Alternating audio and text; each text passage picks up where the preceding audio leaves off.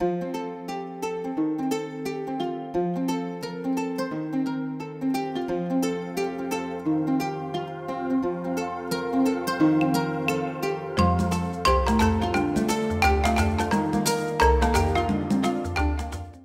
production de bananes plantain est généralement caractérisée par une forte saisonnalité avec ses alternances cycliques d'abondance et de pénurie.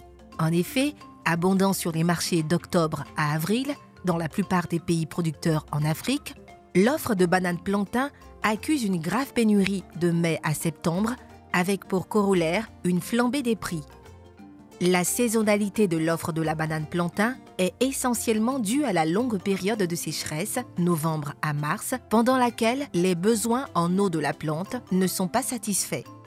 La culture de la banane plantain de contre-saison consiste à satisfaire les besoins en eau de la plante à travers l'irrigation et avec un calage approprié du cycle en vue de produire la banane sur toute l'année, surtout en période de pénurie.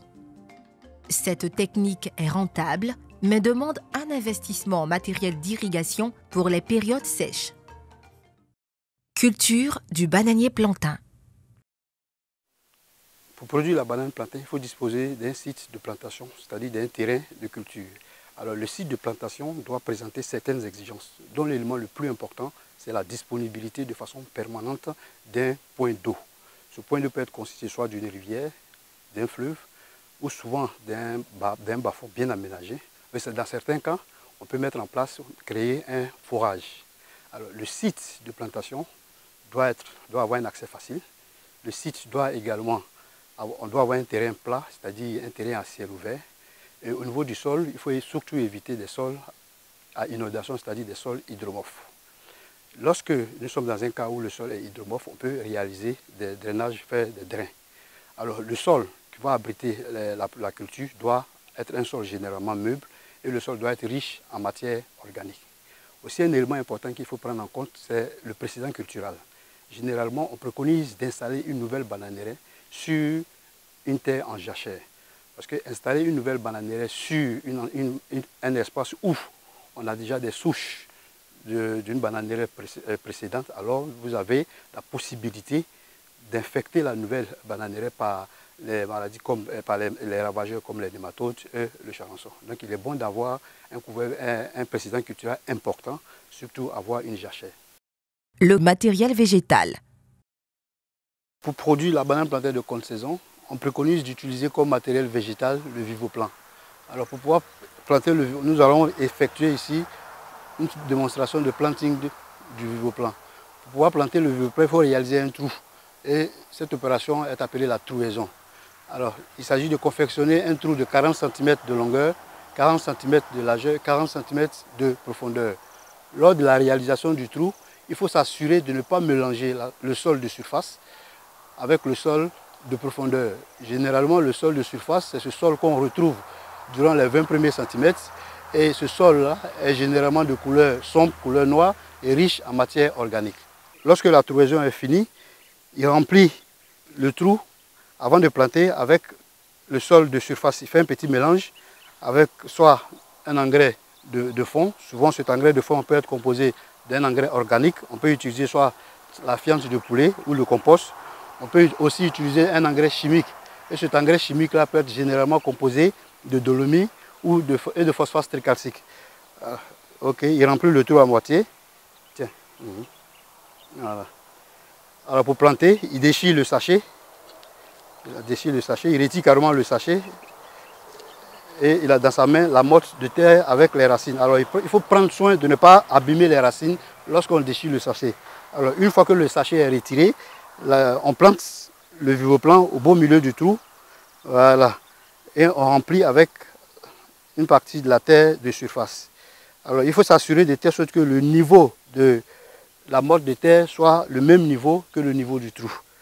Alors on remplit, lorsqu'il y a un manque de sol de surface, on complète le sol avec le sol de profondeur. Voilà. Une fois que cela est fait, on tasse légèrement. Voilà, on tasse légèrement et comme ça, vous avez fini de planter votre vivoplan. Densité de plantation. Dans le cadre de la production de la banane plantain de contre-saison, la haute densité est préconisé, c'est-à-dire 2500 pieds à l'hectare, couplé à un dispositif de plantation en ligne jumelée. C'est-à-dire, vous avez 1,5 m entre les bananiers de la double ligne, et sur la même ligne, vous avez 1,6 m entre les bananiers sur la même ligne, et entre les doubles lignes, vous avez un intervalle de 3,5 m. L'avantage d'avoir ce dispositif de plantation, c'est de valoriser l'interligne entre les doubles lignes. Alors, la valorisation consiste à exploiter cet espace-là par la mise en place des cultures maraîchères, surtout des cultures maraîchères qui sont non hôtes des bioagresseurs nuisibles aux bananiers. On peut par exemple prendre le cas des légumineuses, comme le cas de l'arachide ou bien sûr du mbébé. On peut également prendre des cultures comme le chou, utiliser des cultures comme le piment, on peut également utiliser de l'aubergine. Aussi, l'autre avantage, c'est que la mise en place, c'est-à-dire que la culture en association avec ces cultures maraîchères, permet aux producteurs d'avoir un gain supplémentaire. C'est-à-dire avant la récolte et la vente de la banane, ce producteur peut déjà avoir bien sûr une ressource financière par la vente de ces cultures maraîchères cultivées entre les interlignes. Alors de façon générale, la période favorable de planting se situe dans les mois de juin à août de l'année en cours. 7 à 8 mois après la floraison, 90 jours après, vous avez la récolte. Et cette récolte-là tombe en période de pénurie, c'est-à-dire dans les mois de juin, août, où nous n'avons pas du tout de banane, après 10 à 12 mois de culture. Alors aujourd'hui, pour pouvoir planter, il faut tenir compte du cycle de production de la banane. Et c'est en fonction de la longueur du cycle de production que vous pouvez caler votre cycle pour pouvoir récolter en période de pénurie et vendre vos produits. Entretien de la culture. Irrigation. Alors, de façon générale, il faut savoir que la banane plantain a besoin d'environ 5 mm d'eau par jour, soit 150 mm d'eau par mois. Et pour cela, il faut disposer d'un système d'irrigation qui est généralement composé d'une motopompe, d'une tuyauterie et d'asperseurs. Il existe plusieurs systèmes d'irrigation. Mais le système d'irrigation par aspersion sous fondation est avantageuse parce qu'elle permet une répartition homogène de l'eau sous couvert végétal. Alors, après le planting, dans les premiers jours, il faut arroser pour éviter le dessèchement de la plante. Aussi, il faut savoir que le bananier est très sensible aux excès d'eau, aussi bien au déficit en eau.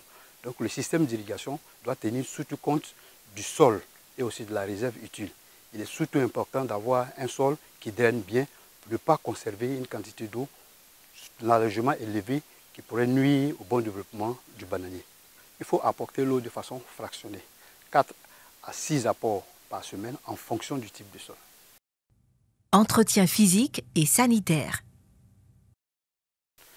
Une fois que vos plants ont commencé à se développer, il faut maintenant gérer la plantation. Entre autres, la gestion de l'enherbement. Il faut éviter d'avoir une bananeraie trop enherbée, car cela peut agir sur la production. Et pour cela, il faut nettoyer. Nous avons deux types de nettoyage. Le nettoyage peut se faire de façon manuelle, de façon chimique ou souvent de la combinaison des deux. Alors, lorsque vous faites un nettoyage de façon manuelle, entre 2-3 mois, vous pouvez nettoyer votre plantation en fonction du taux d'enherbement. Au niveau chimique, il s'agit d'utiliser des herbicides. Alors, et généralement, l'application d'herbicides tourne autour de 3 à 4 applications par an. Et on commence à appliquer les herbicides après 3 mois de culture, après 3 mois après plantation. Parce que si vous appliquez avant, vous pouvez tuer votre bananier. Fertilisation. Nous avons deux grands groupes de fertilisation. Elles peuvent être de façon organique, généralement composées de compost ou de fumier, ou de façon chimique, c'est-à-dire par l'utilisation des engrais chimiques. Alors, au niveau organique, vous pouvez utiliser, comme je le disais tout à l'heure, du compost, du fumier, et généralement les quantités varient entre 6 000 et 8 000 kg par hectare. Et ces apports sont généralement au moment de la plantation et 4 mois après la plantation. Au niveau chimique, le bananier, il faut savoir que le bananier a des exigences importantes en azote et en potassium. Alors, pour une culture d'une année, le bananier peut recevoir environ entre 100 et 200 grammes par pied d'urée et 200 à 300 grammes de KCl par pied par gramme par trou. Alors, la fertilisation généralement commence à partir de 3 mois et l'apport est de façon fractionnée. généralement un apport de 7 à 8 apports pour pouvoir couvrir les besoins en éléments minéraux du bananier. Lutte contre les parasites et maladies. Le bananier est très sensible à certaines maladies et à beaucoup de ravageurs. Parmi les maladies, on peut citer la maladie foliaire, la cercosporiose, qui est une maladie qui détruit les feuilles du bananier. Pour pouvoir lutter contre cette maladie, on procède à une lutte mécanique par la suppression des parties nécrosées des feuilles. On peut également utiliser une lutte chimique par l'utilisation de fongicides et aussi utiliser des variétés résistantes. Aujourd'hui, des variétés améliorées existent, comme le Pita 3 et le FIA 21 qui ont été valorisés avec succès en Côte d'Ivoire, sont des variétés qui présentent une bonne résistance à la cercosporiose. Alors, la lutte mécanique contre la cercosporiose qui consiste à la suppression des feuilles. En supprimant les feuilles, il faut prendre soin de ne pas supprimer toutes les feuilles. Il faut conserver au moins 8 feuilles vivantes à la floraison pour permettre aux bananiers de remplir convenablement les fruits du régime.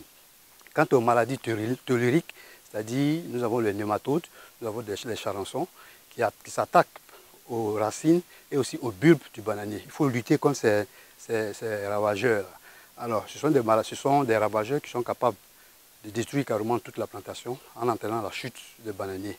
Alors, pour lutter contre ces maladies, on utilise également un matériel végétal sain, c'est-à-dire indemne de nématodes et de charançons. On peut également utiliser des insecticides pour lutter contre ces ravageurs. Au niveau de la lutte contre les nématodes, en plus de l'utilisation des nématicides, on peut également déplacer le pied du bananier pour le cycle prochain. Vous avez aussi des maladies virales qui peuvent également attaquer le bananier.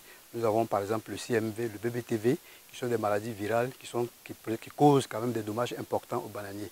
Dans ce cas, il est important d'utiliser un matériel végétal sain, c'est-à-dire un matériel sans virus dès le départ. Et dans le cas où on constate une infestation, alors il faut carrément dessoucher le pied du bananier, le sortir hors de la plantation et le détruire carrément. Œilletonnage et aubanage. Alors, généralement, lorsqu'on tend vers la floraison, c'est-à-dire 7 à 8 mois après la plantation, vous avez la floraison. Et à ce niveau-là, il faut procéder à l'œilletonnage. L'œilletonnage est cette pratique qui consiste à détruire presque tous les rejets au pied du bananier et conserver un seul rejet jusqu'à la récolte. Alors, cela permet de réduire le phénomène de compétition entre les rejets et le pied mère et aussi permet à la plante mère de produire convenablement. Une fois que vous réduisez le nombre de rejets, que vous conservez un seul rejet jusqu'à la floraison, aussi à cette période-là, vous avez le régime qui sort. Alors dans ce cas-là, il faut soutenir le bananier parce que le tronc du bananier n'est pas un tronc normal, c'est un faux tronc, c'est un pseudo-tronc. Et au cas où il y a un coup de vent, ce bananier peut tomber. Donc il faut soutenir le bananier en utilisant par exemple des cordeaux qu'on place généralement sur le bananier à l'opposé du régime. Et sera fixé soit à un support qui peut être un bois sur le sol ou à un autre bananier à côté pour pouvoir soutenir le bananier pour éviter qu'il y ait l'averse. Récolte et transport des régimes. Alors, généralement, à la récolte, c'est-à-dire entre 80 et 90 jours après la floraison, vous avez la récolte. Alors, la récolte, généralement, est observée lorsqu'on constate que les fruits ont atteint un grossissement de façon diamétrale important.